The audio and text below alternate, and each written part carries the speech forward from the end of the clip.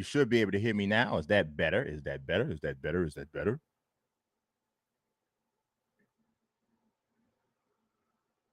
You should be able to. There we go. We good. All right, people. We are ready. We are ready. We are ready. I appreciate everybody that's in the chat. Fendi, B Money, Jason Battle, my man. What's going on? Irv Gotti. How's everybody doing? Hope everybody's doing good. And I'm gonna tell y'all, I got a whole bunch of stuff to go over. Okay. So I'm not gonna be able to go back and forth to the chat the way I would like to, but I will tell you this. If I can get through it, I'll try to go back to the chat and get some questions and stuff after that. And maybe here and there in between, I'll be able to do that. But for the most part, yeah, it's going to have to, I got like, I took a lot of time to kind of come up with solid answers and maybe even more than what people expected in terms of answering the questions this time. So I gotta go ahead and go through it. All right. So just want to let y'all know that. So nobody think I'm ignoring you guys or anything like that. Okay. All right. So let's jump into the first question. Also, I forgot to mention this. I have a dedicated 2K channel. I'm gonna put a video out about that. So the channel that I spun out to evolved into a dedicated Madden channel. So I'm gonna have a dedicated 2K channel. It's called Mazique Speaks 2K. I didn't put it out there a lot. It's only been for like 2 weeks, but after this video or in another tab, if you guys are interested in just straight 2K content, I have a channel that I have been posting just nothing but 2K on there. So go ahead and check that out. So I appreciate that. And then for the Madden stuff, I have a channel just for that.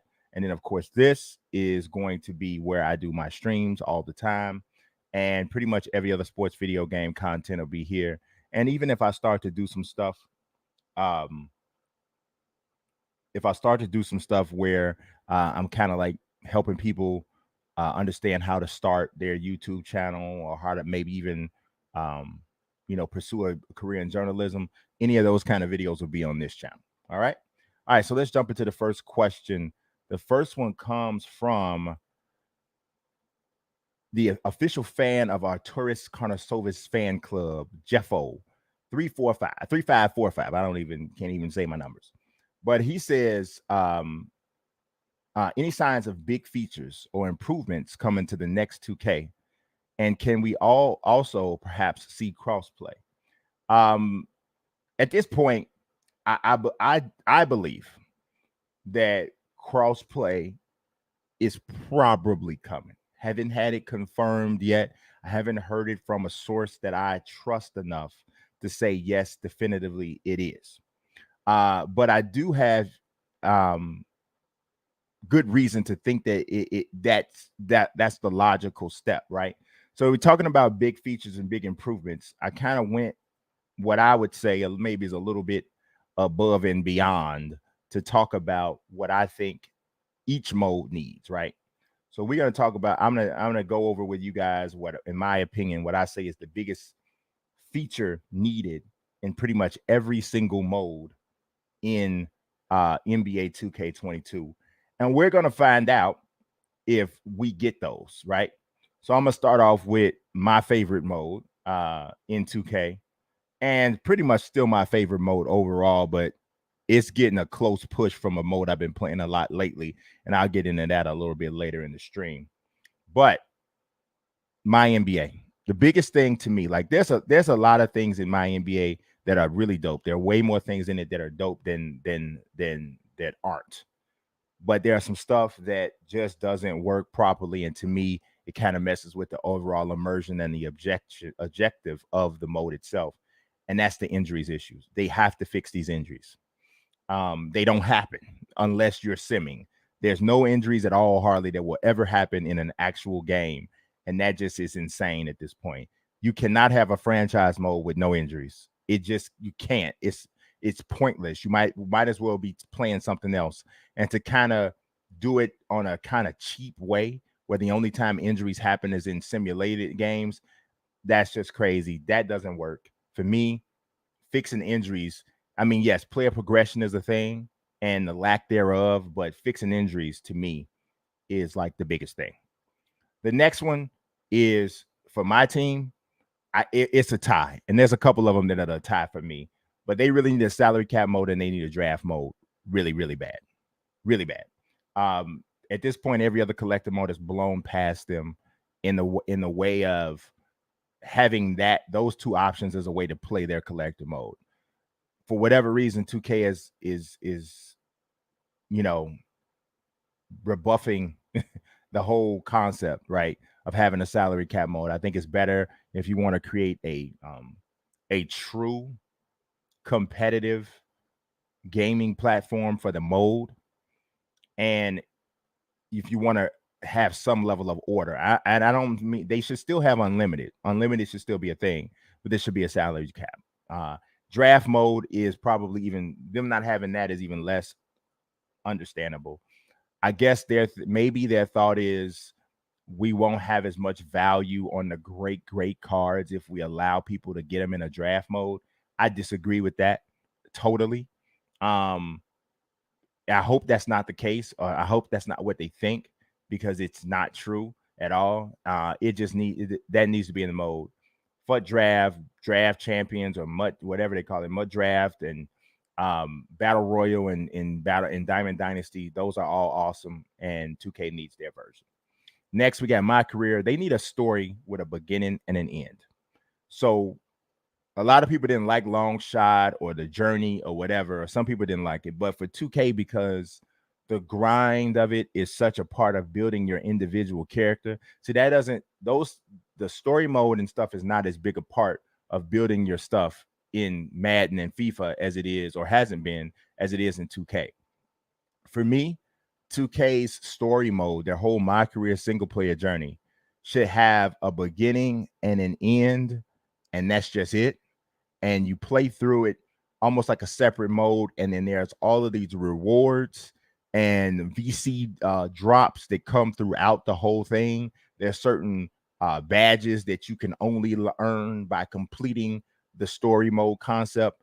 Just keep that separate, but don't make me continue to have to play that way if I don't want to. Now, I'm not saying get rid of My Career altogether and don't have it where your single player plays NBA games, because there are people who like to play that way. But I don't think it makes any more sense to tie that in and make it a necessity for people who literally, some people who play Park and Pro-Am, and the only reason they play My Career is because it's how they grind their character. I think many of them would much rather grind their character in modes that they actually consider fun. Many of them don't even consider playing My Career fun at all. But there are people who do like My Career. So, and they don't even really necessarily need the story. They just like playing the games with their character in the NBA environment. I don't see why we can't have them all, but I just don't think that they all have to be linked as they are. If you have My Career as a story that begins, ends, you beat it, you finish it, that's it, it's done for that time period, because I got another layer to this that I'm going to drop, then that makes all the sense in the world to me, because you get your VC, you get whatever badges, you get whatever rewards, whatever, gear or whatever that will come from it, but it's over. And if you don't want to play that way anymore, you don't have to. I feel like Michael Jordan. Look, you don't want to play that way, then don't play that way. Right. But that's how it would be. And if you want to play My Career, just taking your character through an NBA season, you can do that too. But if you don't want to do any of that, and you just would rather grind your character on the park, or or at Pro-Am or whatever, then that's fine. It's your choice. Now, here's the other wrinkle I'm gonna add on the story mode. I feel like they should stretch it out where the story has chapters that is not all dropped at the very beginning, and the whole thing is not done at launch. So you got a beginning of the story that drops at launch. You play through that chapter. That chapter has a cliffhanger. The next segments don't come out for another 2 or 3 months, and you plan this drop to tell this entire story, which could have multiple characters. You could be playing as different people with different missions and different objectives and all of that, but it's really like a story mode that has DLC that drops throughout the entire cycle of 2K. That makes so much more sense, because one, it's storytelling, and it keeps people vested and interested and wanting to add, and so you have these different rewards, different VC bonuses for finishing it. Obviously, you're gonna have some people gonna blow through the story mode within the first 2-3 days that it comes out. That's cool, that's fine. People do that with single player games all the time. But this is a single player concept, is what they're doing. But they're kind of melding it in and making it like it has to be a multiplayer thing or with a multiplayer connection. And it shouldn't have to be. That should be your choice. If you just wanted to play through the story mode, and each chapter that drops maybe in 4 to 6 segments over the course of a 2K's life cycle, if that's all you wanted to do and you never want to go to park, pro-am, or rec or anything, that should be fine. You should be able to do that. If you don't want to play story mode at all, but you just want to take a character and go through an entire NBA season, you should be able to do that. Play it the way you want to play it. But that's my thing for my career. That's probably the biggest part of it here, that for each of the modes. Next up, we got pro-am. To me, this is really easy. They need commissioner tools really bad. They need to be able to run their own leagues. The fact that, WR United Pro-Am, who just put on an amazing event, which is kind of linked up with all of the top Pro-Am leagues joining together. But the fact that they can't go into 2K and run their own tournaments, go into 2K and run their own leagues with stat tracking and all of that sort of thing is crazy. It should be there. And it only would help the 2K league because it would give a platform for which to create a for a large league that gets its own exposure to use the game to create a feeder league for 2K. That's already what United Pro-Am and MPBA and WR had been anyway. Now you're just helping them because it ultimately helps the game 2K itself, and then it helps the 2K league, which is a separate venture, but it still helps the overall branding of 2K. And I think that that's something that should happen. For rec, this one is probably the most ambitious concept, but I do think there's a chance that this happens as early as this year. And I have reason to believe that based off of things that I've learned, not just from 2K, but from other companies. It's called Teammate Finder. And this is my concept. So if 2K uses this, it won't be called that. I'm sure, because this is something that I'm dropping. But one of the biggest issues with rec and stuff like that, and people show up and they got, if you don't have a whole squad, you're trying to find somebody to play with, you don't have a great experience when you're playing, people don't pass you the ball, all kinds of stuff like that goes on, right? What I think would be a really help is that if you had a way to link up and a way to find missing pieces to a team that might ultimately become a pro-am team, but you have ways where you can, within the system, within the game itself, you can link up. So it's like a thumbs up system. And now you can choose to play with whomever you want, but it's giving you an idea of what type of experience you might have. And if you hold people to some level of a standard, right? And you say, well, if this person gave you a positive gameplay experience, then give them a thumbs up. If they didn't, then they don't, right? So you can't give people opportunity to give people a thumbs down because people will just do that anyway. But thumbs up, they probably will only do that if they are happy with them. If they either don't think about it or they are unhappy with them, they don't have any action at all to do it. It keeps down the unnecessary negativity. You're able to put in your position preference or what position you're playing. So if you go in and you're looking and you're trying to find somebody to play with, you're like, oh, I need a big man. Oh, we need a sharp. Oh, we need a lock. Oh, we need a point guard. Oh, we need whatever. This is there, as well as the person's thumbs up system or their thumbs up rating. And you see how often this person gets thumbs up based off the times that they're playing. You can even see what their average teammate grade is. This would do a lot to help you kind of have the experience that you want to have when you play rec. That's just my personal thing. I see we got comments building up. I'm going to check these after this particular question, but I do want to get through this particular one. And I told you guys, I kind of put in a lot of work to each one of these answers. Next up, we got Play Now Online, which is probably the most neglected of all of the modes. I think it's not a lot that you can do with Play Now Online, to be honest. You just want to make sure that it works properly. And The other thing is you want to have a leaderboard that makes sense. So I'm jumping to the end of this sentence when saying weighted rankings. If you have weighted rankings, and they somewhat have this now, but it doesn't give you the same type of point system that they really should have. If you have these different teams on tiers, and a lot of times these tiers are kind of broken in Play Now Online, you're like, why are they this tier?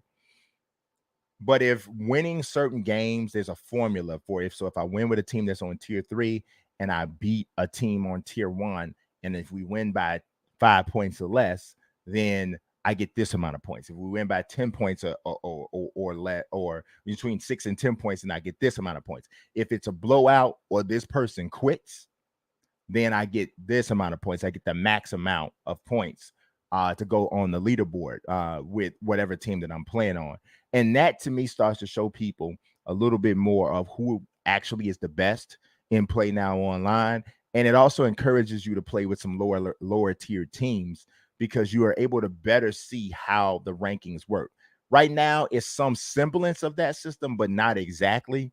And I like the fact that you go up from freshman varsity and all of that sort of thing. I like that whole concept, but there's even more that could be there to further differentiate who are the better players there and to add to that whole competitive environment. Tournaments themselves, I think, are fantastic. Setting up Play Now Online tournaments that are like once a month would give people an opportunity to kind of train and prepare for the games, train and prepare for the tournaments. You can pick whichever teams that you want to pick, but you will again, we go into the weighted system. So there's a whole situation where you deal with home court advantage and that sort of thing, but there's got to be a way to do tournaments with Play Now Online in a way that inspires people or encourages people to want to play. My next one is Park. I had mentioned this maybe about 2 years ago, and people crapped on it. But about a month ago, Chalk of the NBA 2K League kind of wondered aloud, and he said, "Wouldn't it be something if there was a way to play in 2K?" I can't remember exactly what he said in the tweet, but he implied that only greens went in, and that was something that I suggested a couple years ago. They could have a court. Maybe it's a weekend event or whatever, but a single court or an event where the only jump shots that go down are greens. If it's not a green, it doesn't go in. Now, obviously, I'm not saying every court.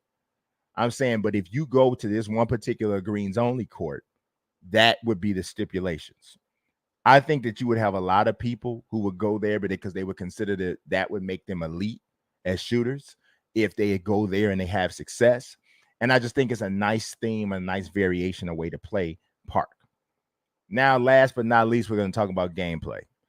Again, it's a tie because I couldn't figure out which one of these things needed to be fixed the most. But stamina is, to me, probably the biggest problem in the game.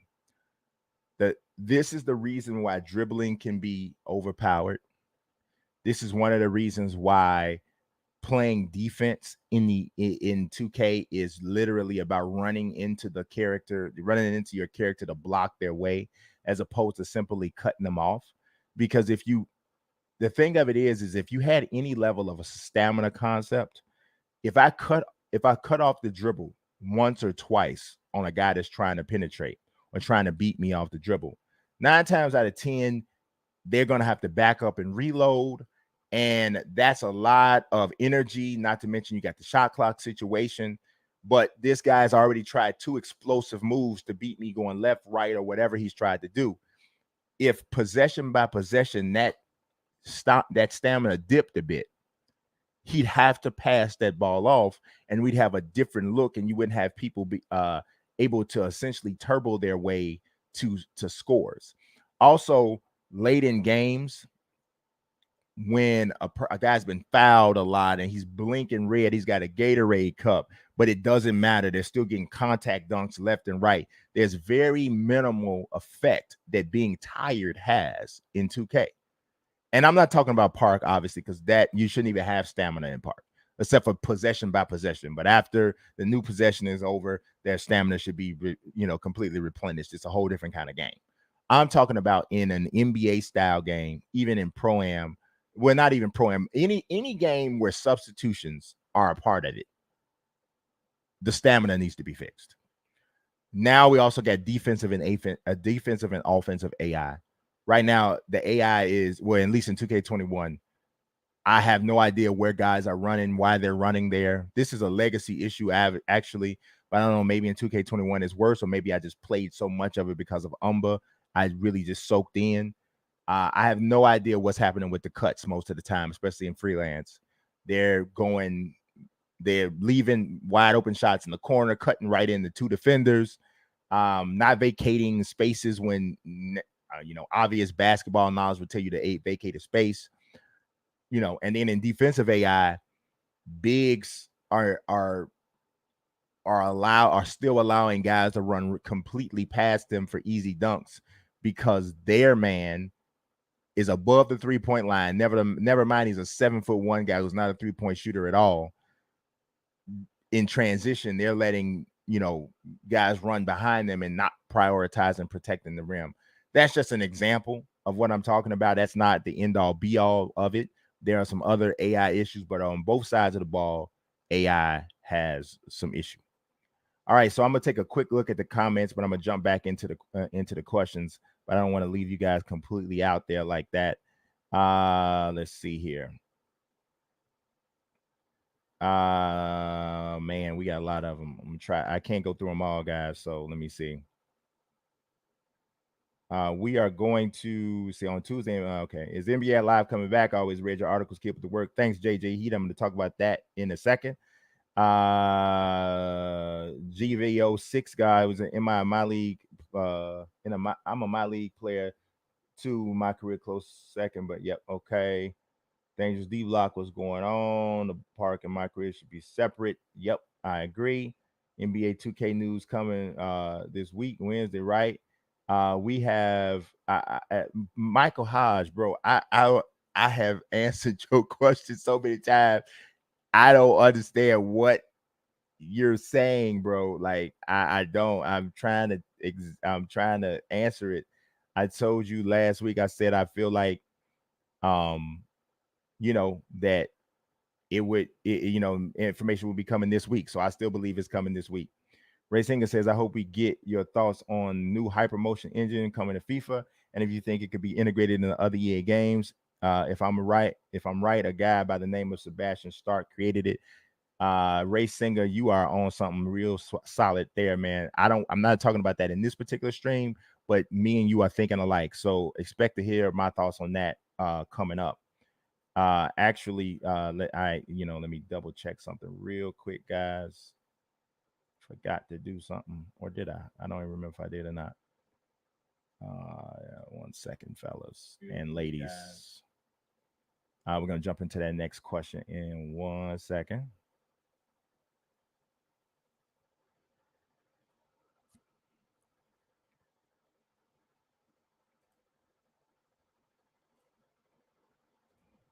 I had to change a setting. I'm just gonna let y'all know the real, but I had to change a setting here because as of right now, I had my videos. I had this particular video look like it was blocked in Hong Kong and blocked in a couple other places, and I just remembered that. And I'm like, oh wait a minute, I want everybody to get a piece of this. So we had to change that real quick. So I'm gonna jump into the next one for you guys in a second. All right. So let's see what we got. See 2K revealed this week. He's been working on a motion tech for EA for about 3 to 4 years now. Sports Game Online actually covered the tech a year ago. Yep. Overwatch does okay. Freddie Calipari. I'm gonna talk about Fight Night in a second. Give me a minute. I'm gonna get to it. I got a lot to get through. Somebody had it. The greens only would have to be a part of the house rules event. It could be that, or it could just be a regular court that just when you go to this court, that's all you playing. It's greens only, and they could just kind of do it as a test. JVO said 2K is a horrible basketball IQ game. You know what? I'm gonna tell you something. Me and Junior had we said something about that. We were like, I think 2K, and this is kind of bad. I think 2K is the only sports game you can be good at and have a bad IQ in the actual sport. I really honestly believe that. Like, and I play all, best, especially the top three games, right? Basketball, football, and baseball. You cannot have a poor baseball IQ and beat good players. You just can't. You can't. And same thing pretty much with Madden. But 2K, if you good on the sticks and just run around and take a bunch of bad shots, but you got good shot stick skills and good shot timing, you can beat a bunch of people that know the game 50 times better than you and who are somewhat good at the game or good at the game, but you will beat them. And something about that just don't feel right to me. Zara mentioned at the beginning of this year, 2K, the defensive side was going to be work in progress, just a note. So I expect it to be better. Yep, I remember that. He definitely did. And I remember so, but Rod Wave say NBA Live, rest in peace. We're going to talk about it in a minute. So I tried to get everything, guys, but I know I probably missed some stuff, but I got to go to the next question or we'll be here forever. All right, so the next one. This one comes from God's Child. Forever, yes, you are, brother.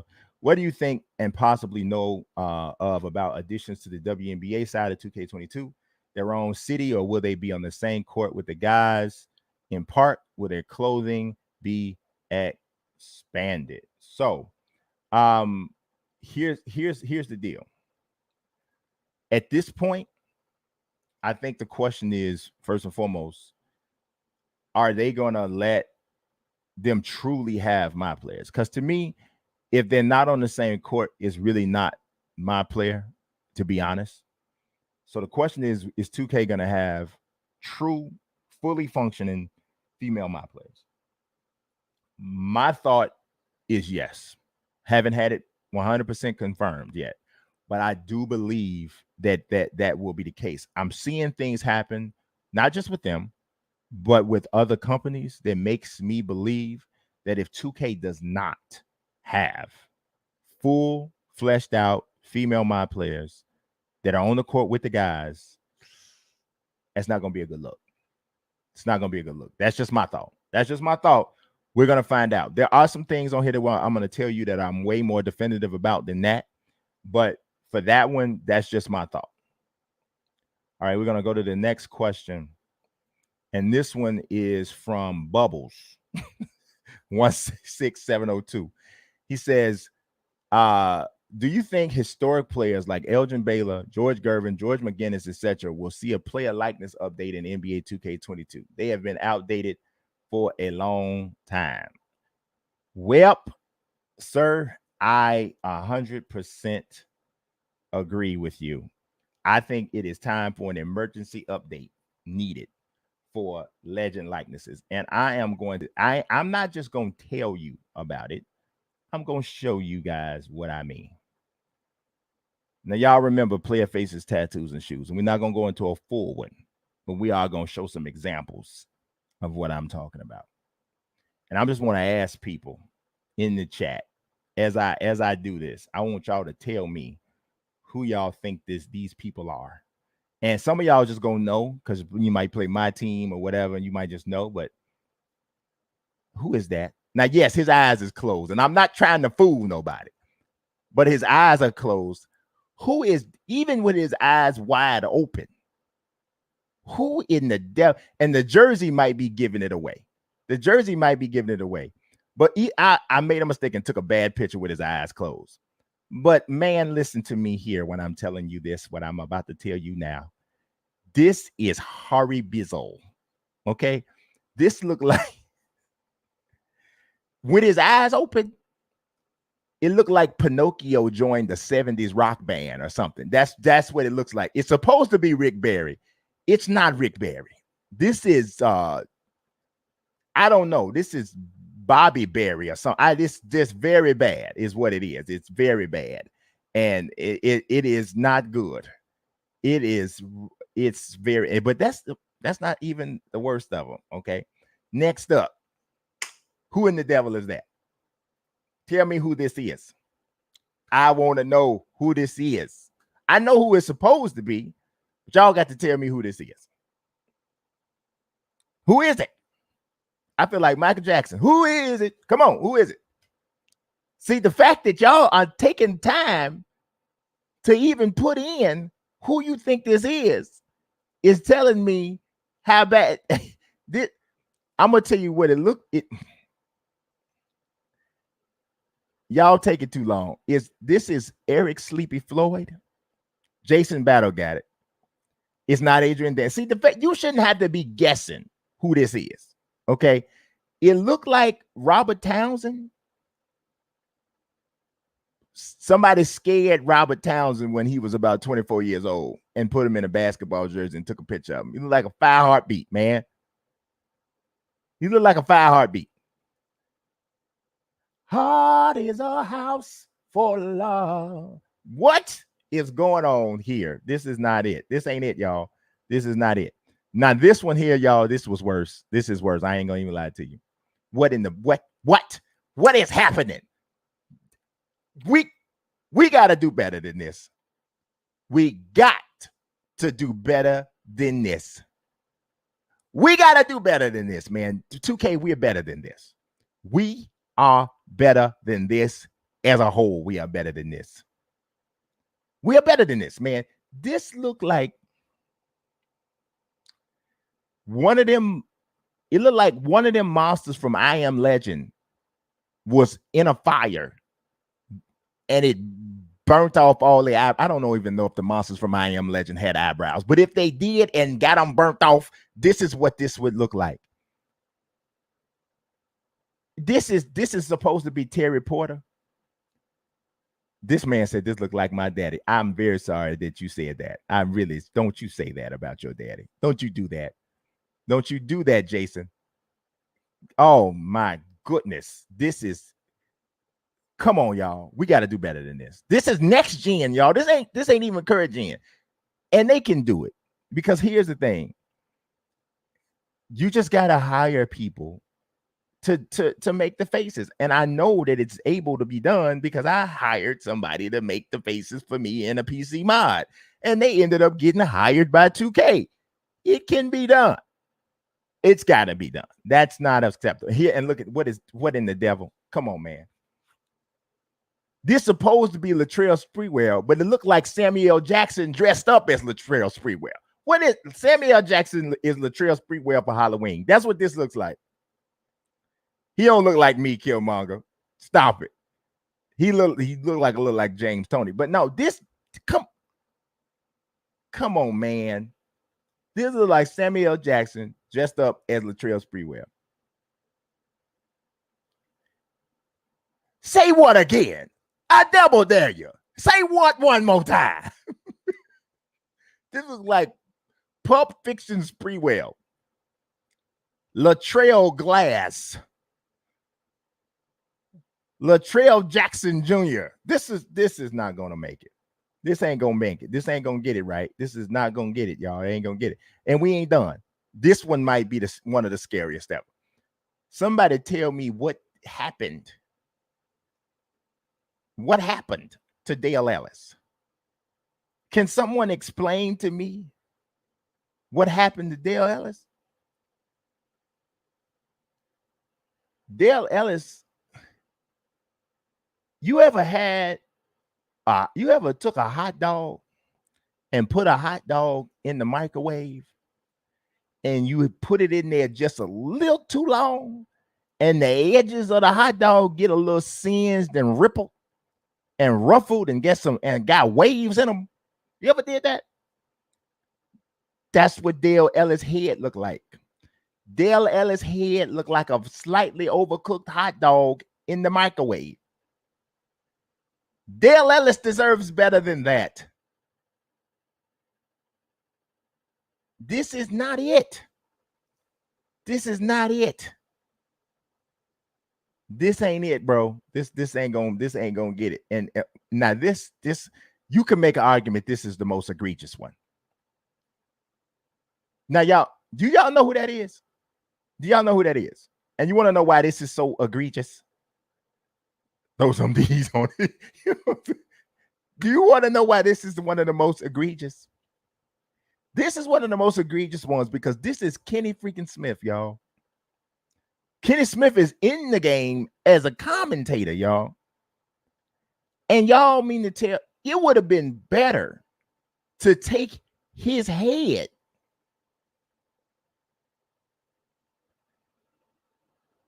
It would have been better to take his head. Old Kenny's head. Kenny old head. However you want to say it. And slap that on him instead of that fella. That don't look like Kenny Smith at no time of his life. That don't even look like depressed Kenny. That don't look like inebriated Kenny. There is no Kenny that looks like. So I'm not understanding why we have Kenny in this way. And last but not least, I had to give y'all one more. All I'm gonna say is look at his nose. He don't have no nostrils. George McGinnis literally don't have no nostrils at all. There are no nostrils in there. So if you're wondering why his mouth is open, because that is his only passage of air. There's no other way to breathe because his nose is not even in the thing. There's nothing there's no holes. You can't breathe without holes in your nose. Not through your nose, you can. You can do it through your mouth, which is why his mouth is open. But this is not it. This is not it. So something I think needs to happen. And yes, you did inspire. You inspired me for this one, sir, with the last question. You did.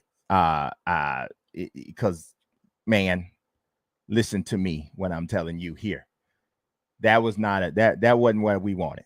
So I forgot where we was at. Yeah, it was you. Yeah, Bubbles. Thanks, Bubbles. Bubbles, you came through because that made me go on a tangent. And I'm gonna go to the next question though. Next question. Gonna take a minute for this one to process. Teray 2K, my main man, what's going on? He says, so with all the new games on the way, do you think all of the constant bashing on games like Madden, 2K, etc., spoils the release of a new game?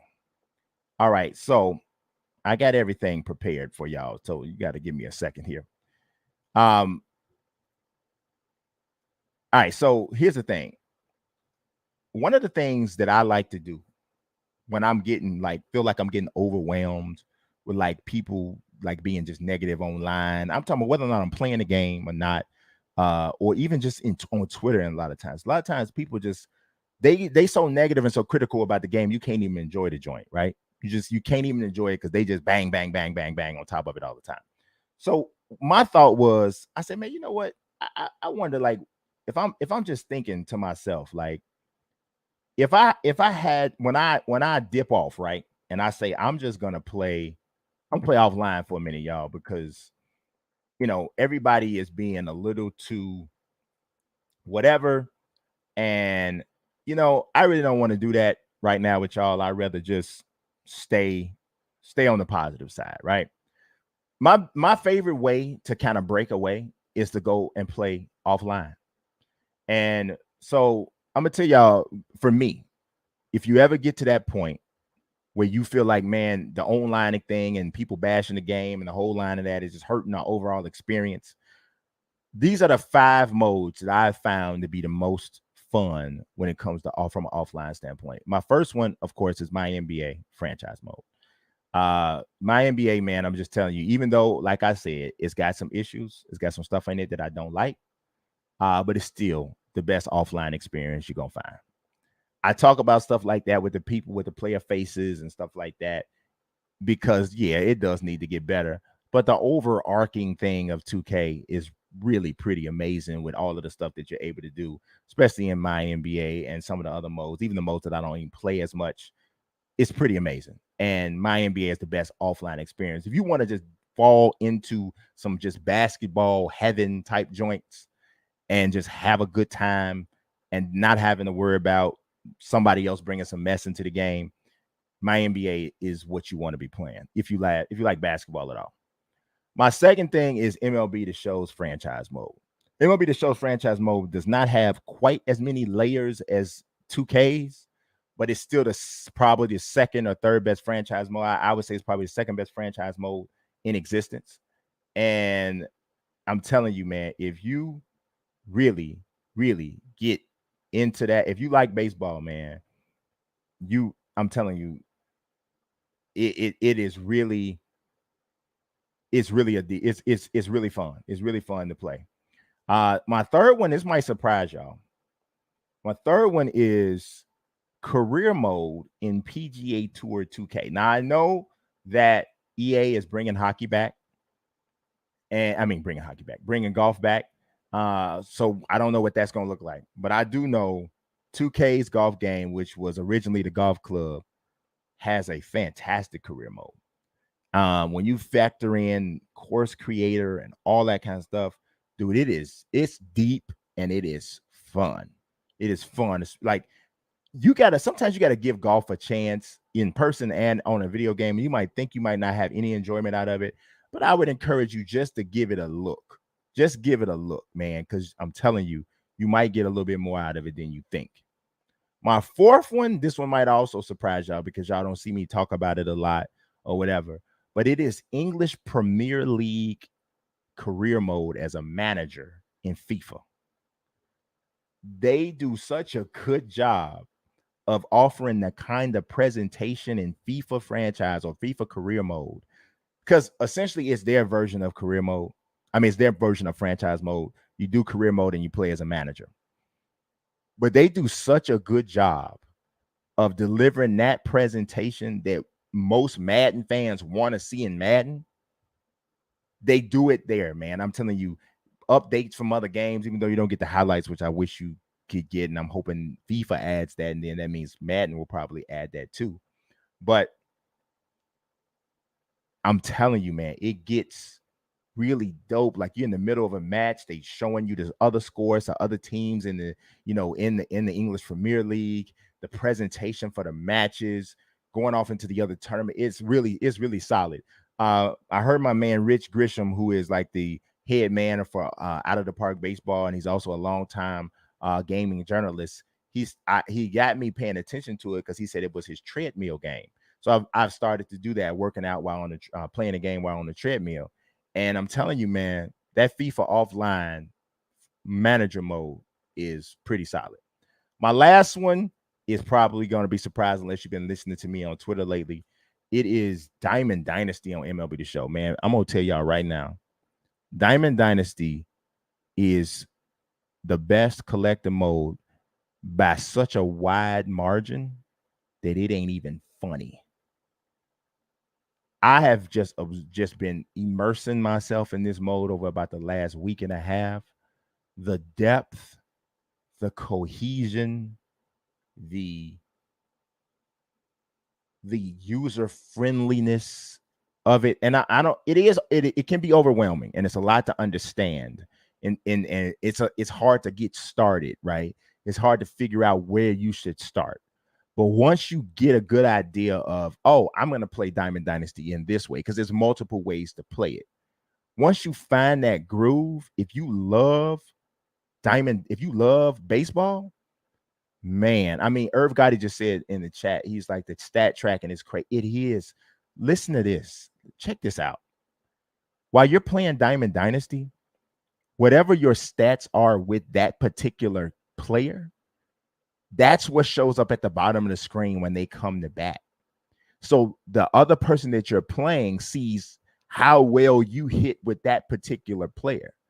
I can't even get into it all. I'd have to actually do a whole separate video on what all I've been discovering in Diamond Dynasty. But just know this, it has become one of my favorite ways to play video games. And I only have it fifth on this list because we're only talking about offline. But you can literally play Diamond Dynasty offline only and have a ball if you love baseball. I'm telling you, I highly recommend it to anybody that likes baseball. Anybody. The online part is amazing too, but we're just talking about offline right now. I highly recommend it. It is that deal for real. All right, so we're gonna move to the next question. I think that's the same one. So no, we're gonna go to the next one. We gotta probably start moving through a little bit quicker. This one comes from my man EPW. He's in the chat right now. He says, "What do you want EA's announcement to be on July 20th?" All right. So, what do I want it to be? So I'm gonna kind of answer what you're saying, but you'll see what I just put at the screen, right? EA's announcement on July 20th, man, is a really big deal. It's one of the biggest talks in sports gaming or in gaming, period. I would like it to be fight night. It very well may be. I'm hearing some really encouraging things about that, but I'm gonna get to that in a second. But I'm gonna talk about why it's not NBA Live first. There's a lot of people saying, "Oh, it's got to be live." Oh, they brought Scott O'Gallagher back to EA. A lot of you guys know that they hired Rob Jones as well.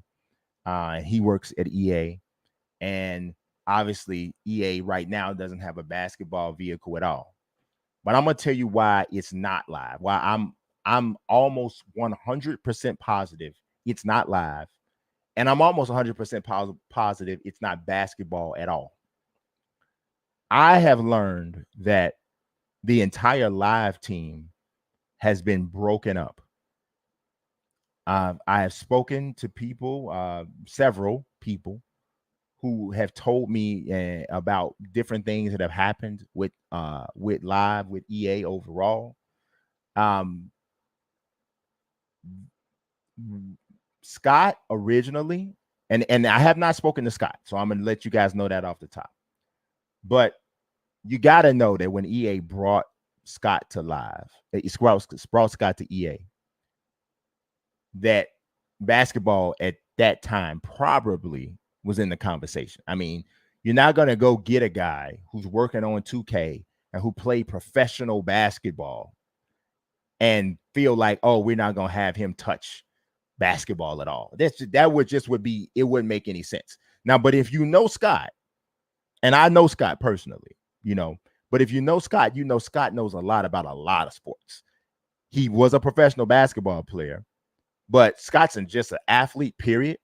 And he's a major sports fan, sports guy, analyst. He looks at things differently. If you follow him on Twitter, you'll see it's not just basketball, right? So Scott's capable of doing more than just basketball. And my thought and belief, based off of what I'm hearing, is that he's not doing basketball at all. As a matter of fact, he is actually working on the EA's new college football game. So that's from variety of different places and variety of people that I've talked to are telling me that that's the deal, that Scott is actually working on college football and he's going to be kind of heading that project, which is another reason why that live return is not going to be it. If you look at all of the people who used to be, if you pay attention to who actually was working on live, they're either no longer with EA or they're working on another team. Ryan Santos, Connor Dugan, all of those names, all of those people who used to work on live are not even, they're not on the team at all. And what I was told, and this is, like I said, it's coming from more than one person, is that they thought that they were about ready to bring live out. Live was going to be brought out. It was either this year or last year. I believe it was, I'm trying to remember. I can't remember. And there was a thought that it was going to be brought out as a free-to-play option. And the NBA came back to them and said, well, we don't, because they were going to release it around the same time 2K is supposed to release in September. But the NBA said, well, no, we don't want a free-to-play option to come out at the same time that 2K comes out, because that could hurt 2K sales. Now, this is the NBA talking. This is not 2K. This is NBA talking. A lot of people do not realize how much of an impact the actual leagues, so we're talking about NFL, Major League Baseball, NBA, has on what happens with these games.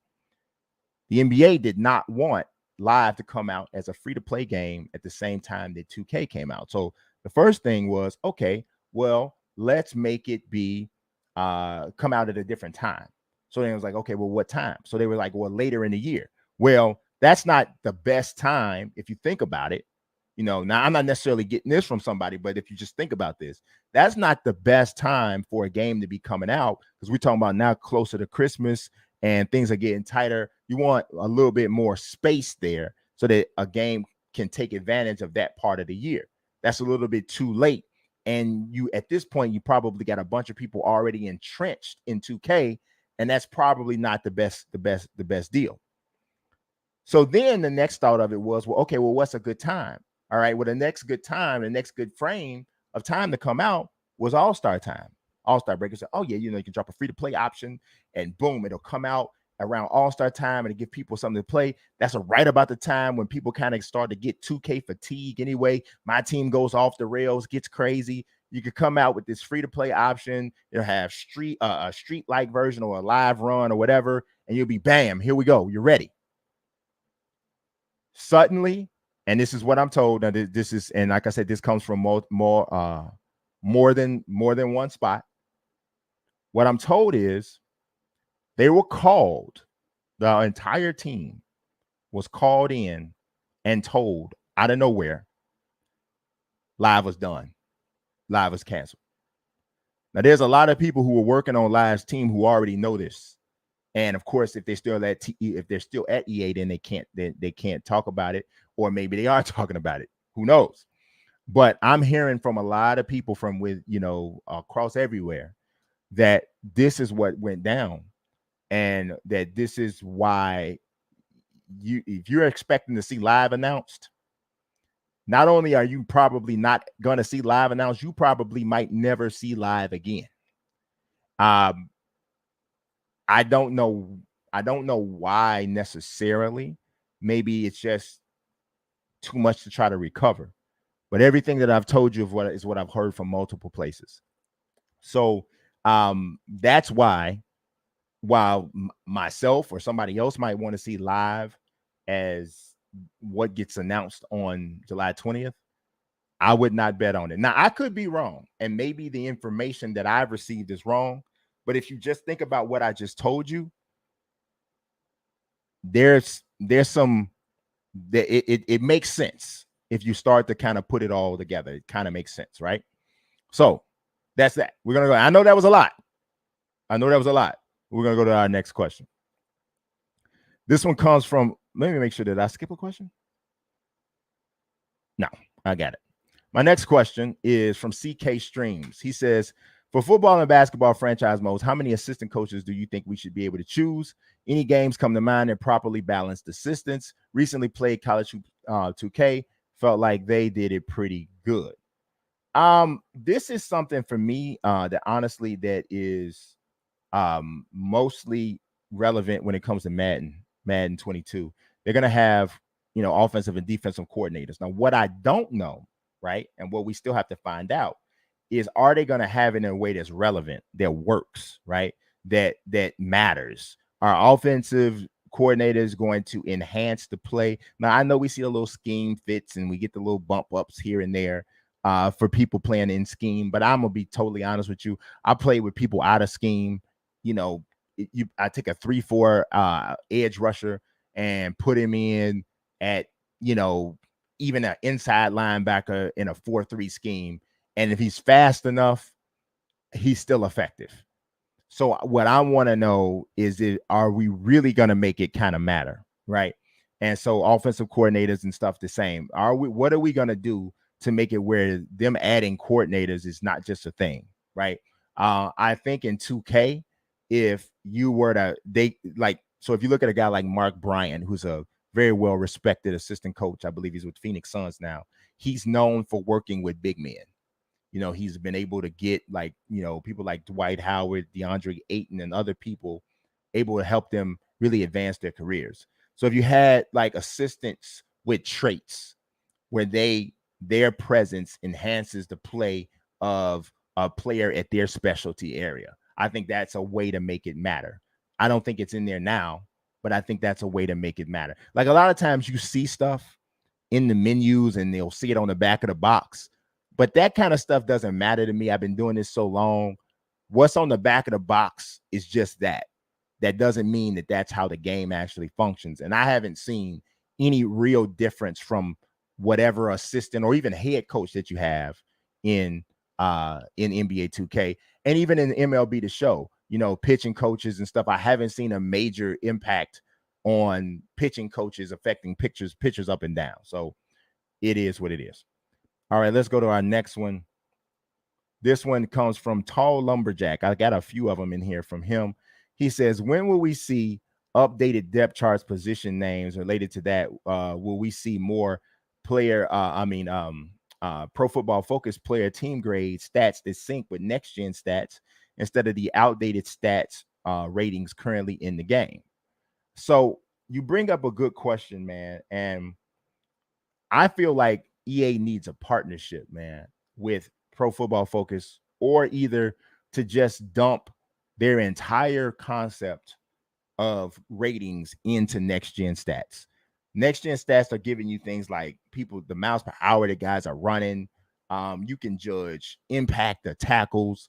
There's so many things that you can judge that you could directly roll in the ratings. Now, I do understand this is not something that's going to happen overnight in 1 or 2 years, but ultimately, I hope that that's where we're going with next gen stats, where they are actually the entire engine that drives the ratings in Madden. That's where we need to go with this. That's where this needs to go. Because right now, with next gen stats, in my opinion, it's really just statistical overlays over the screen and some sort of like presentation elements.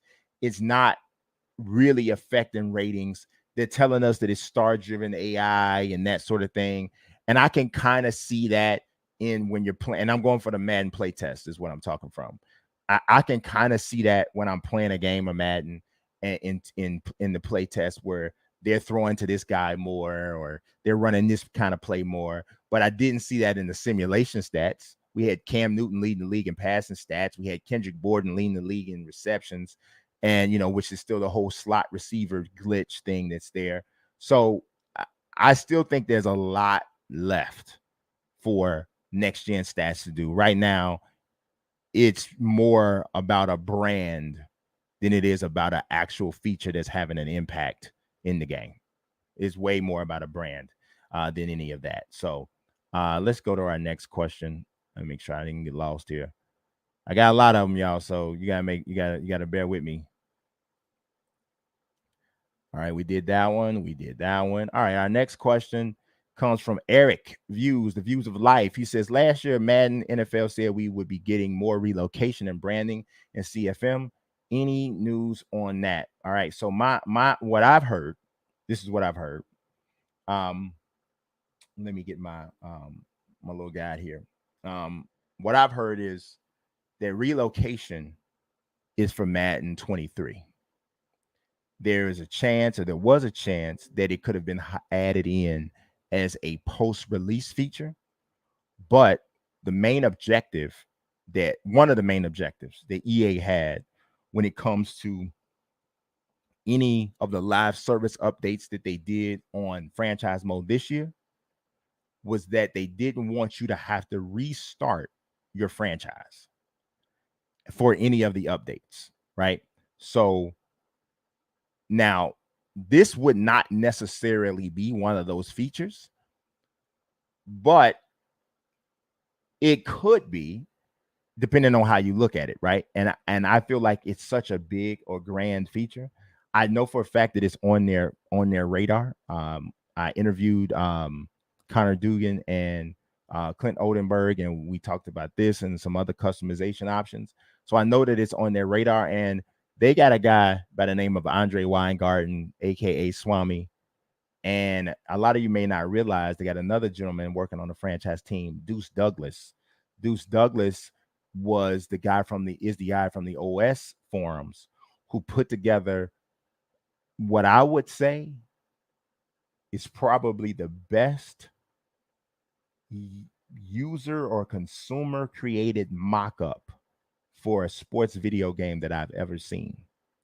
Back in like 2019, 2020, Deuce put together a whole mock-up for the way franchise mode should look from a presentation standpoint, how the franchise mode menus and screens should work.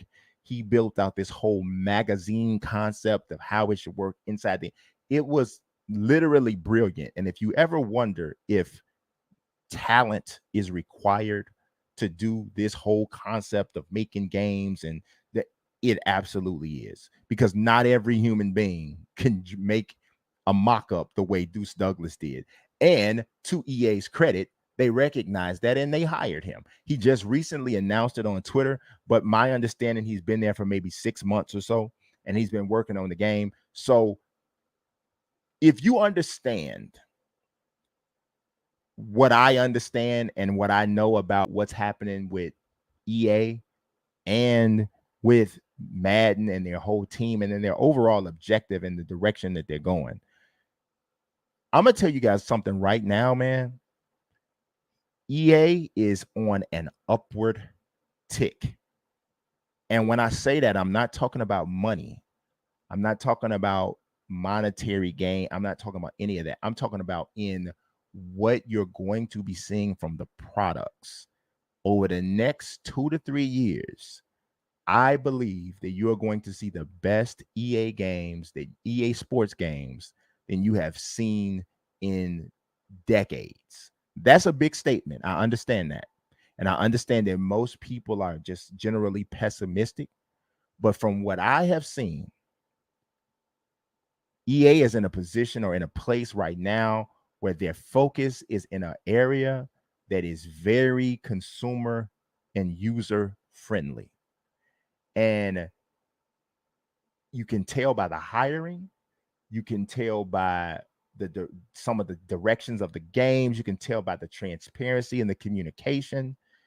It is looking very positive out in Maitland and Redwood and all of these other places, and in Germany where they're developing FIFA, and all these, Vancouver, everywhere. It is looking strong. And so I'm just telling you guys. And so anybody, yeah, he's getting paid by EA. He would know I'm not. I don't get paid a dime from EA. Never have. I've been critical of EA in the past. I'm critical of 2K in the past. I don't work for 2K. Never have. Don't get any money from 2K. I work for the 2K League, which is a separate situation. But I'm just telling you, man, there's some reasons to be very, very excited about EA Sports games coming up. And I'm just telling you guys, it looks strong. So we're gonna go to my next question, if I can find out where it is.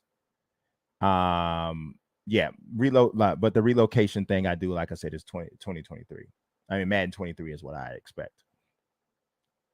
See, Tall Lumberjacks has another question. He says, what can Madden NCAA football development teams potentially learn from F1's breaking point, story mode, and the career mode to improve their own modes? So I am actually in the process of working on my I got the wrong one here. I'm actually in the process of working on my F1 review. It'll only be a written review. I'm not going to do a video review on this channel. So yeah, so you guys just, kind of, if you interested in that, be on the lookout for that. It'll be posted on Forbes. But I think there's 3 elements, right? And Breaking Point has some qualities.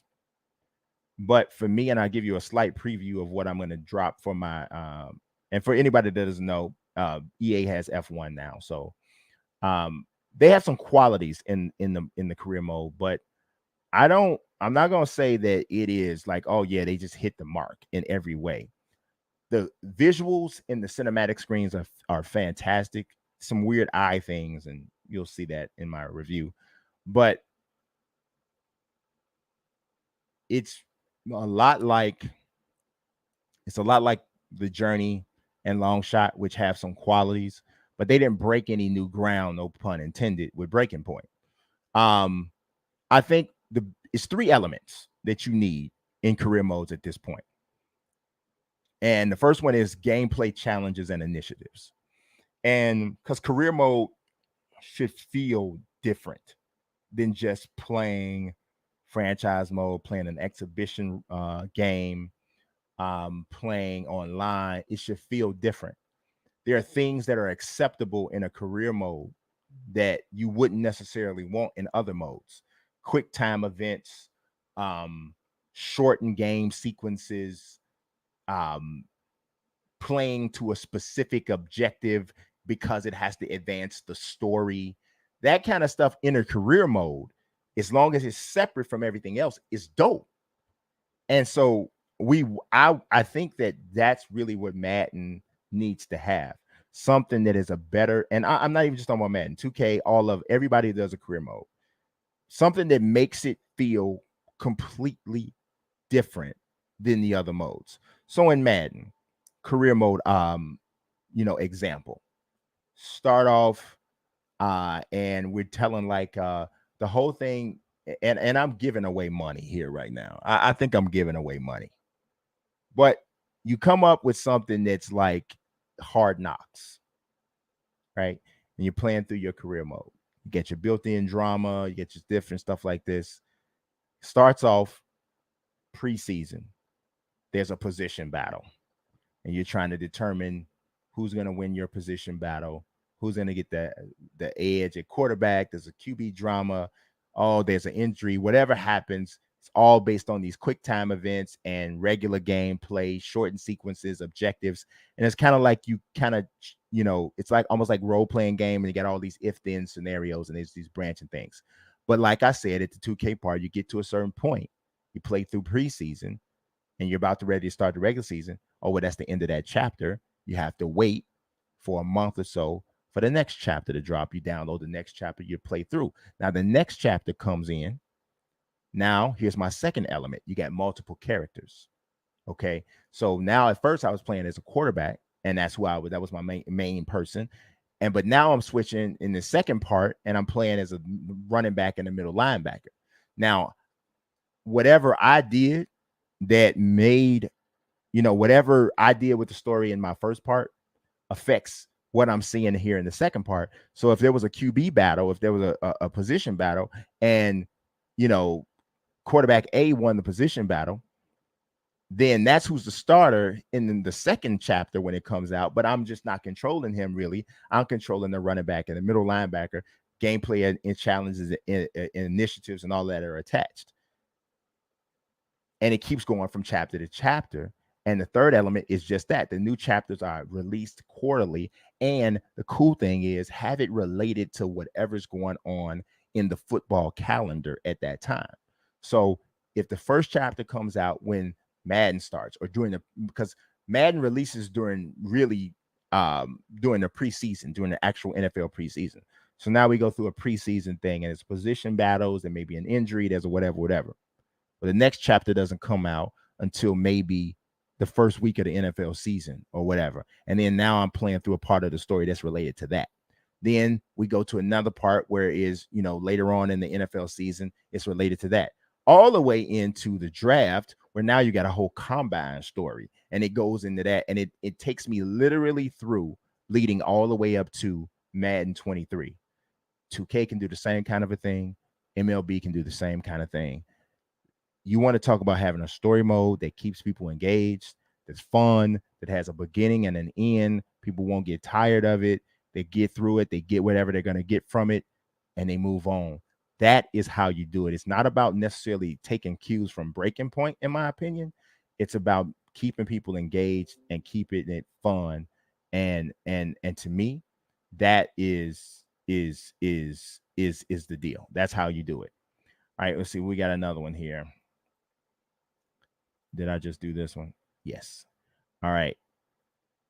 Our next question comes from Todd Lumberjack. He says, will EA develop a presentation similar to 2K with Kenny Smith, Shaw, and Ernie pre, post, and halftime?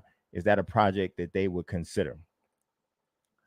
I do think that it's a project that they consider, but I'm going to tell you what worries me a little bit about that with them. And I heard people talk about, having Fox and, those presentations, and maybe it's Joe Buck and Troy Aikman coming in for commentary or whatever. While from a name standpoint, that sounds great, right? That sounds cool. But I maintain the best way to do this whole thing is to create your own network, hire people that no one knows yet, young men and women to do this commentary, to do this audio, do all of this stuff. And to me, that allows you to keep them on board, keep them, as a part of the development team, where they can consistently be there to record new commentary. Having all of these names, like, yeah, 2K has like the most entertaining halftime show with some of the stuff that you might hear Kenny say or Shaq say, but after a while, you've heard it all, and what is supposed to differentiate it is what they're saying about the game itself, where there's only so much that they can load in there because they come in one time before the game comes out, and that's it. Madden has it halfway better because Brandon Galton and Charles Davis do come back. But if you have somebody that's a part of the development team and they're doing it, then that's the right way to have this whole thing done, man. You have to we're in next gen now, and everything is different. Everything, everybody wants more than, because everybody wants to see these systems being used to their fullest capabilities. And we're starting to see that there is a lot more that can be done. We're starting to see that the games are capable of doing, more than what we're seeing. And we're starting to see that certain things that weren't available before are available now. Certain things that were like, oh man, what would have been great if they could do this, but before we ran into the technology wall. Now, a lot of those technology walls are not there anymore, but I do think we have to give EA, 2K, Sony, and the other developers time to get a handle on everything and get a handle on the new hardware so that they can use it to its best ability. So that's that for that. So I got a few more to go through, and then that'll be it. But the next question comes from Twitch. Good job, Hayes. He says, any chance we get Floyd in ESBC? Let me tell you, no. I know a lot about what's going on with ESBC, and Floyd Mayweather Jr. I believe Floyd Mayweather Jr. has a better chance of signing with somebody else than with ESBC. I'm gonna be honest, and I'm not talking about a VR game or anything like that. I believe that they have a better chance. They have a better chance of him being in another game than being in ESBC. I just don't see them signing him. And it's not even a matter. I mean, ESBC has signed some big time people. We talking about Canelo, Terrence Crawford, Sugar Ray Leonard, Muhammad Ali. We got some big time folk in the game. To be totally honest, they don't even need Floyd anymore. They have a roster already that is strong enough, and they have visuals that have grabbed enough attention to the point that they don't need to sign Floyd to make their game go over. I mean, just think about it. Floyd is not even really an active fighter anymore, so I don't really, and I'm a Floyd fan. I love Floyd. So this is not like, I'm not a Floyd basher. I'm just being real. It's like, do they really need Floyd? I mean, who I think is more valuable right now? I mean, it's probably not more valuable from a monetary standpoint. We can't ever forget that part, right? Because the appeal is the appeal, and casual fans kind of make the world go round. I know a lot of us hardcores hate that. But for me, who's more important than Floyd in a boxing game? Gervonta Davis. They haven't announced Gervonta Davis, and I think Gervonta Davis is more important. I think Deontay Wilder is more important. I think Tyson Fury is more important right now. You know why? Because they're fighting. So we'll see what happens. But no, I do not think that there's a chance that Floyd is in the game. All right, my next question. This one comes from Defend the Den. He says, first off, how's your week going? It's going pretty good. Defend the Den.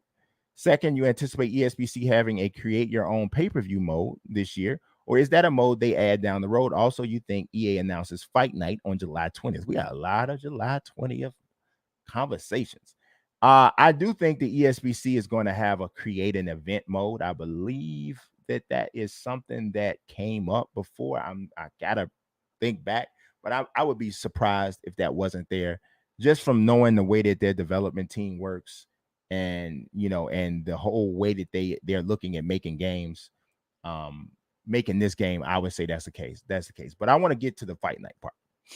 So I wrote an article on Forbes, and I said that the return of fight night is very possible, and it is, guys. It is, and I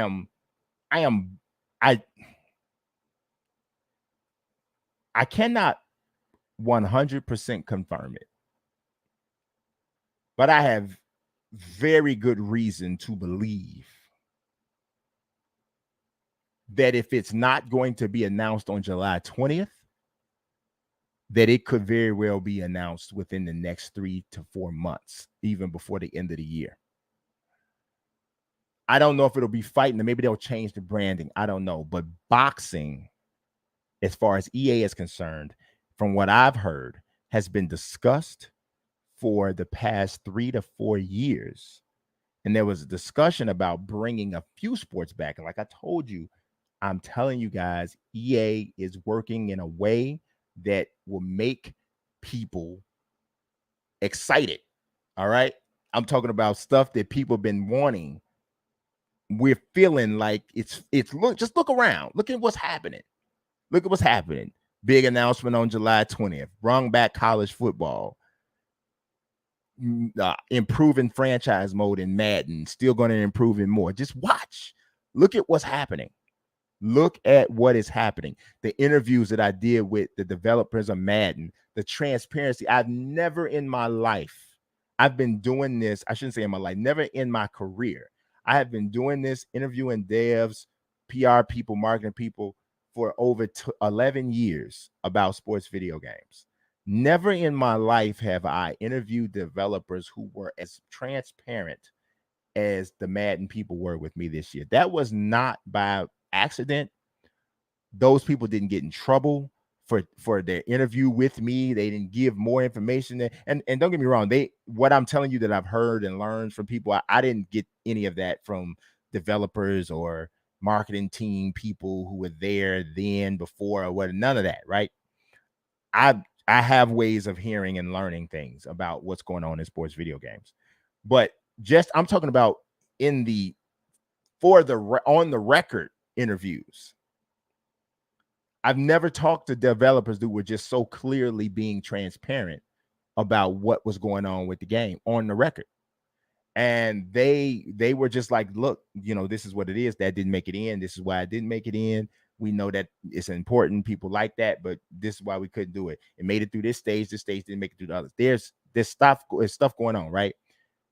The fact that so many people have been wanting Fight Night to come back matters, according to the way that EA is thinking now.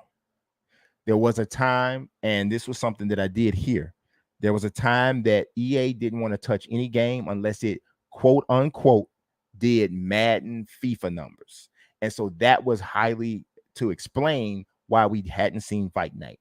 That was had a lot to do with why we hadn't seen the college games go away. Not college football so much, but like college basketball and the different games like that. That also had to do with the licensing and so forth. But that was a lot of the reason why some of those games got pushed to the side. Even Skate, that was a big reason why it was pushed to the side. But you're starting to see these games are coming back, and that's not a coincidence. That is, I'm telling you, this and other things that I'm hearing is why I think Fight Night is a real possibility. If I'm wrong, I'm wrong. And if I won't even say if I'm wrong, because I'm not saying it definitively is coming back, but I'm definitely telling you that it is way more possible now than it has ever been in any time since I've been covering the game without it being a new title. All right, the next one. Let's see, what do we got here? We did that one already. This one comes from my man TJ McAloon. He's a former, colleague of mine with Bleacher Report. He now is a wrestling promoter. My man is doing his thing.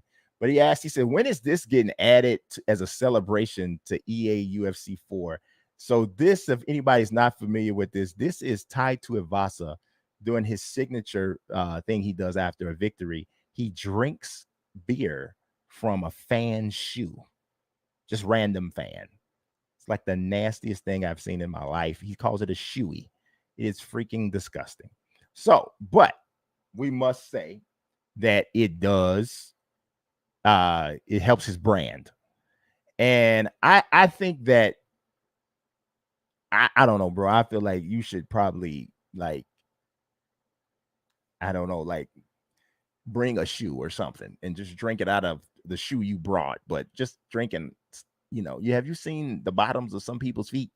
Even a person who keeps their feet clean, bro, I don't think I want to drink no beer off of it. That's just me. I don't know. Maybe I'm different. I don't know. But that got me to thinking, though. So I do think that would be a cool thing to add in as a signature celebration for him. But I started to think about the things that I want to see in EA UFC 5. We're talking a lot about boxing, in which I think it very well could come back. But EA UFC 5, I still play EA UFC 4. I still enjoy it playing online.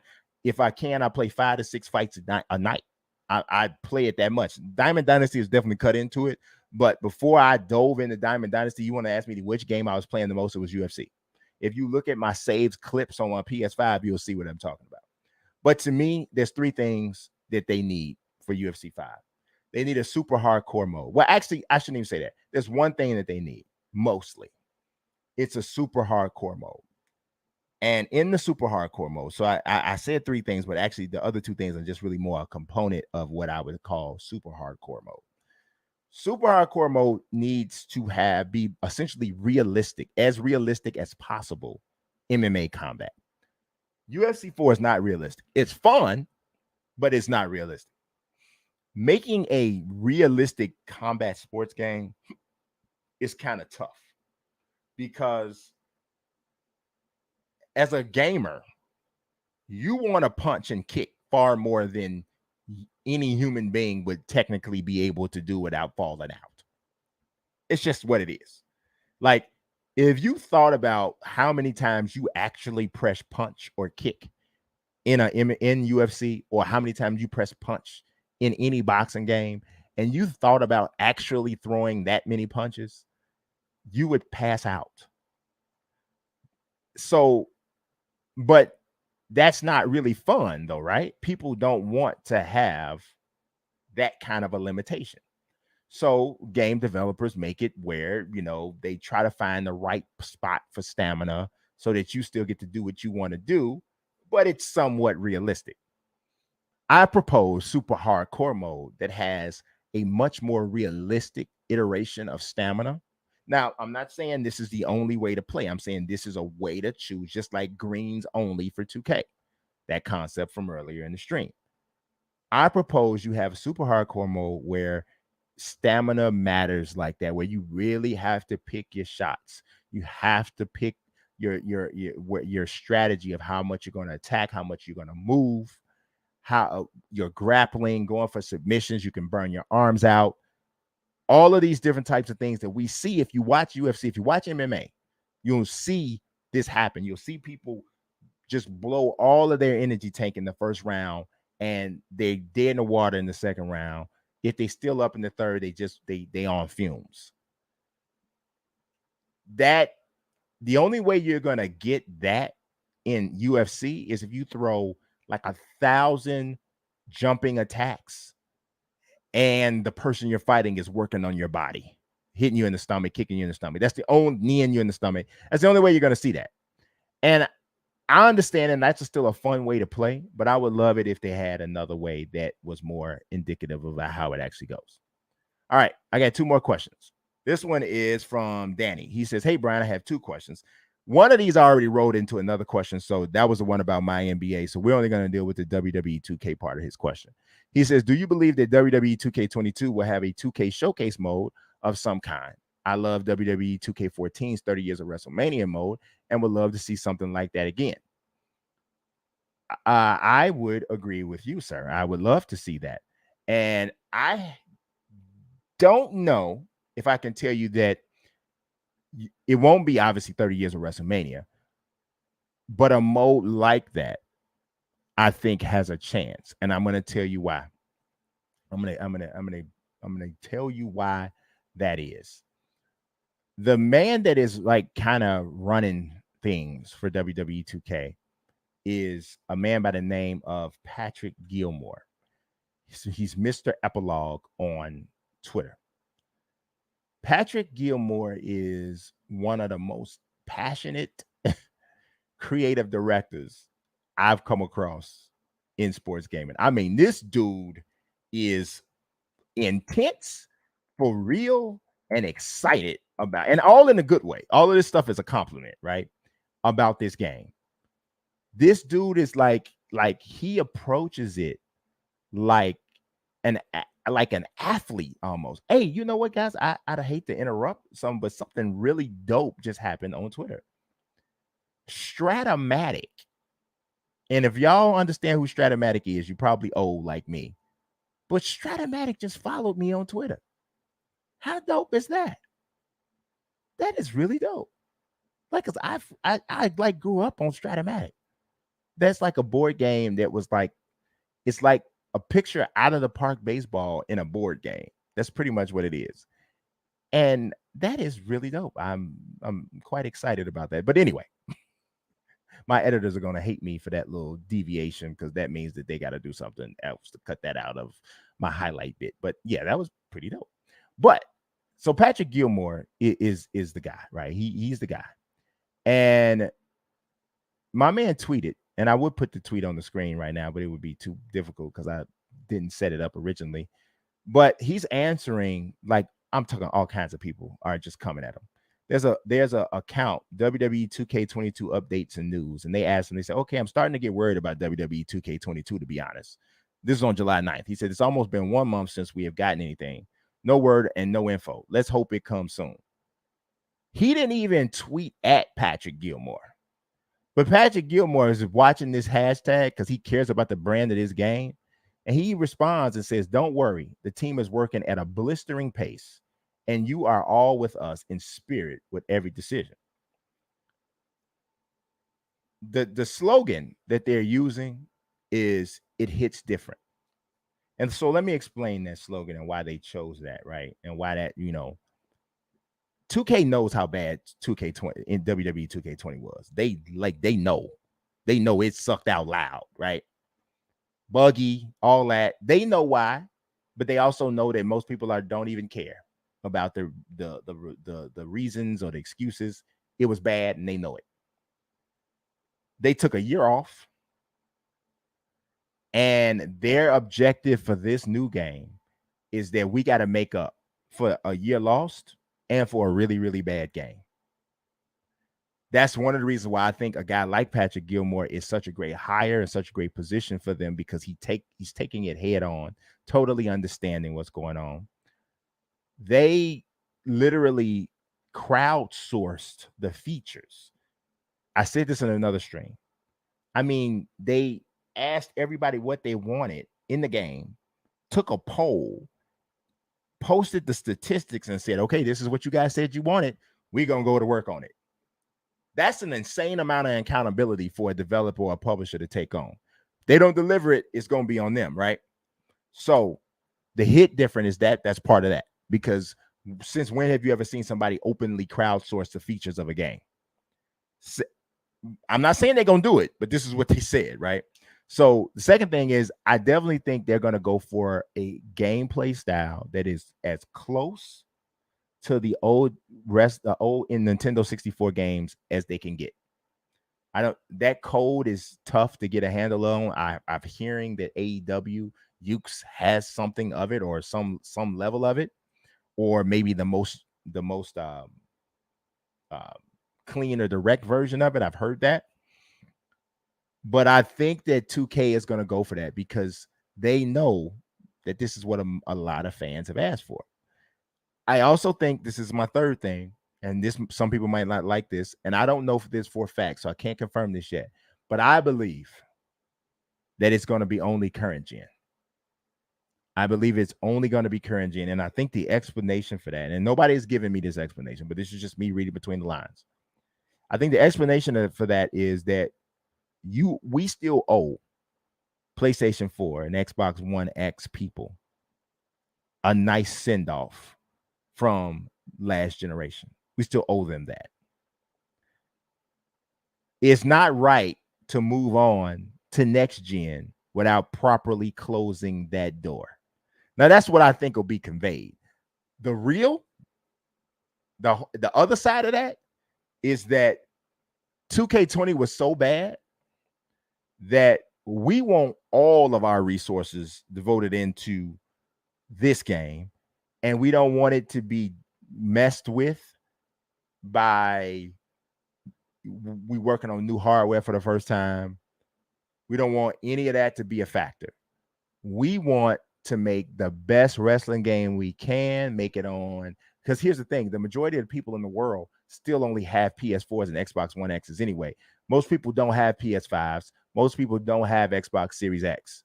There's a lot more people who have it now, but still, if you look at the numbers that these developers and publishers have in terms of the shows who has what console, a large majority of most of these customer bases still are on last gen. So it makes sense from that standpoint. And here's the other thing. It's not as if you have a PS5, you can't play it on there. You will be able to. It's the same thing that MLB The Show did with 20. You can still play it on PlayStation 5. Didn't look much different, but you can still play it there. The same thing with EA UFC. It came out right before, or it was something right. I think it was like right before the next gen dropped. And you can still play it on PS5. You can still play it on Xbox One X.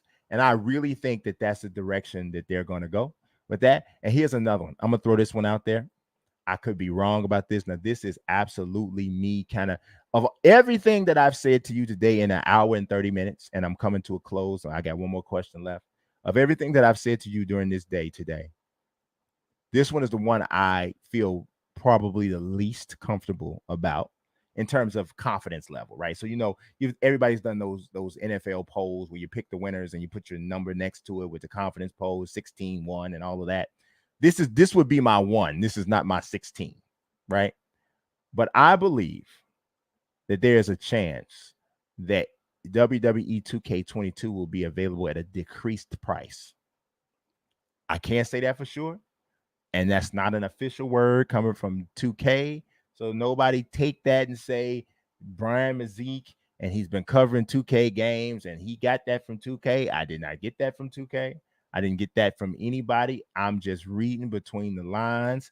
I think that, and I won't even say I'm reading between the lines with that one. That's not what that is, because there are no lines necessarily that suggest that.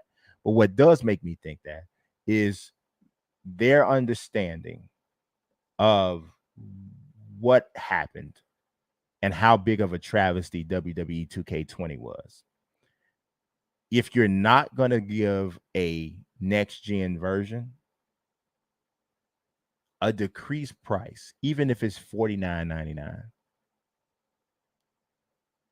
would be an even better way to drive home the concept of, yeah, we owe you guys a great game. And not only are we going to give you a great game, but we're not even going to charge you full price, because most of you guys bought a broken 2K20 that never really worked. And to me, that's kind of the way I see it. I could be wrong, but that's what I see. What's going on, Sean? I see you, bro. All right, my last question of this marathon stream. Now, y'all got to be patient with me. I'm working this out. I wanted to give you guys detailed information. I may have to work with the time a little bit, because I really rather stay within an hour for this. And we at 94 minutes. So that's 34 minutes more than an hour. All right, my last question, though. This one comes from Manny. It comes from Manny Aries. Now, Manny did not use the hashtag. And I want to urge you, for everybody who's watching this, I'm not just trying to be like a stickler, like, well, he didn't use the hashtag, I'm not going to answer it.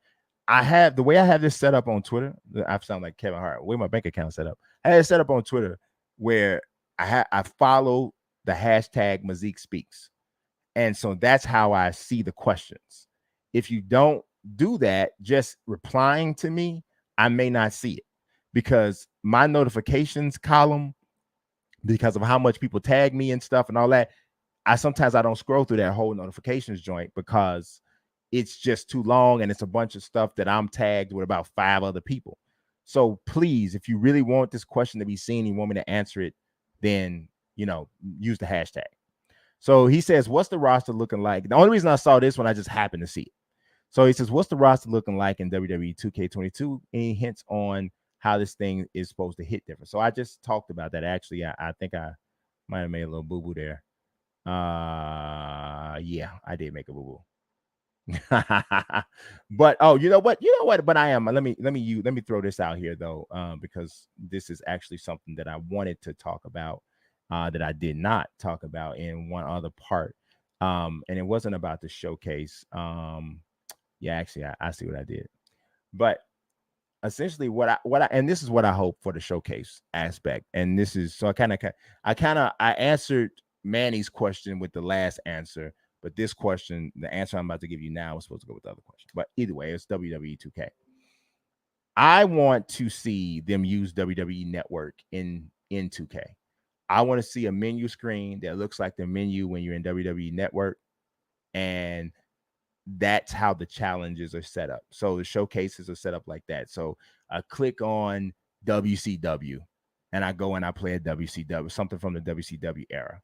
I click on World Class Championship Wrestling and I get a chance to go through that. Wouldn't it be awesome if the Von Erichs were in? Oh my God. Pay the Von Erichs whatever they want. So they pay the Von Erich family whatever they want so you can have the Von Erichs. I would pass out. I would fall out if you could have the Von Erichs. I love the Von Erich. I grew up on the Von Erichs. I love them. Like this Randy Savage is the Von Erichs. It's The Rock. It's those that's I love them. So, but if it's set up like that, if you've ever been if you had a subscription to WWE Network, you could go to the different regions, the different time spans, and if that's the way it worked and that's the way you navigated through the showcases, oh my God. I'm talking about it's like wrestling history because WWE owns the rights to just about everybody at this point who was from any older, promotion. Just about they own the rights to it. You can see just about anybody who is anybody looking through everything that WWE owns. So that would be my thing, and I would love to see it run that way. So that is all I got for you guys today. What's going on, SB Meadow? I appreciate you, bro. That's real cool. Appreciate you, man. But yeah, that one ran really long. I'm gonna try to keep them a little tighter than that, keep it to an hour most of the time. But I sincerely appreciate everybody who stayed on, especially for the entire time. Texas Tornado, baby, you got it right, man. I love the Von Erichs. But yeah, I appreciate everybody that watched. If you missed any segment of this, if it's about 2K, it'll be on the 2K channel. If it's about Madden, it'll be on the Madden channel. If it's anything else at all, any other subject, WWE, EA, UFC, ESBC, Fight Night, any of that, it'll be on this channel as a separate video talking about that specific segment. So, as usual, God bless and peace.